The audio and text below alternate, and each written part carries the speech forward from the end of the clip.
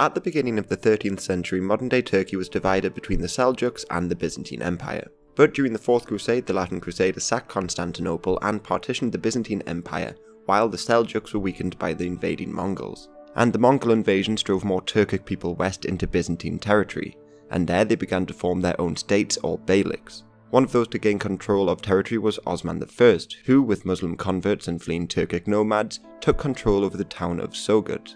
And although Constantinople was recovered by the Byzantines in 1261, they had lost control over Anatolia to these Turks. And Osman began to expand in 1301 when he besieged Nicaea and raided the countryside around Bursa and Nicomedia. So in 1302, Emperor Andronicus II sent an army to crush this new Ottoman threat, but the Ottomans were victorious at Bapheus.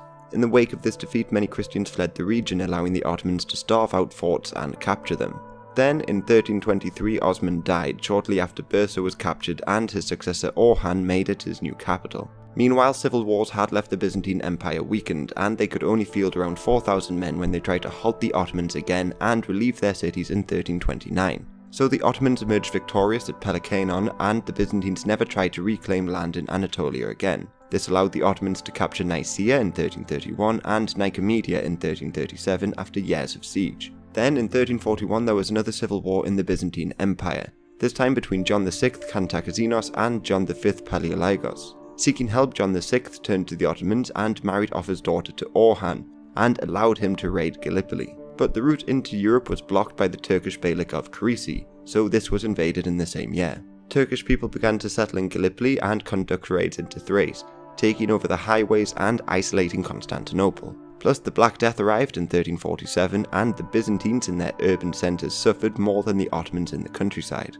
The Byzantines also lost a great deal of land to the expanding Serbs, and another Byzantine civil war erupted in 1351. The Ottomans again backed John VI, but he was ultimately defeated by John V. Nevertheless, during the war, Ottoman influence in the region grew, and they also annexed Ankara in 1356 from the commercial fraternity governing it. In 1362, Murad I became Sultan, and he took over the important Byzantine city of Adrianople. He then made it the new capital city, demonstrating ambitions over southeastern Europe, and quickly expanded, taking towns like Plovdiv from the Bulgarians. However, the papacy grew wary of the Ottomans, and the Savoyard Crusade was launched in 1366 in order to take back Christian land. But the Catholics would only accept Byzantine support if they united the churches. Plus, the Crusaders also attacked the Bulgarians and returned just a year later, having only conquered Gallipoli.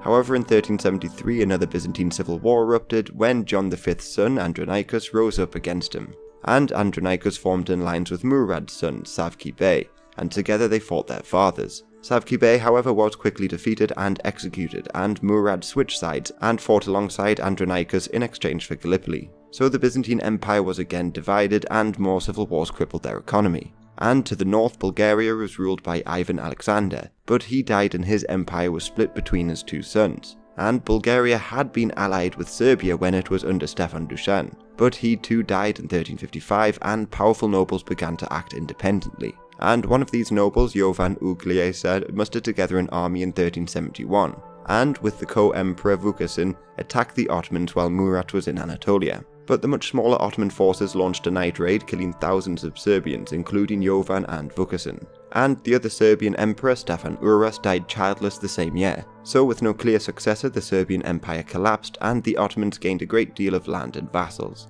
Plus, Shishman, the son of the Bulgarian Tsar, Ivan Alexander, ruled Tarnovo, and he offered his daughter to Murad to stop the increasing raids, also effectively becoming a vassal. And to the east, the powerful Mongol ruler of the Eretnid Beylik died, and Murad took advantage of this and took territory from this leaderless state. So the Ottomans had become a great regional power and continued to expand in the Balkans and Anatolia for decades to come.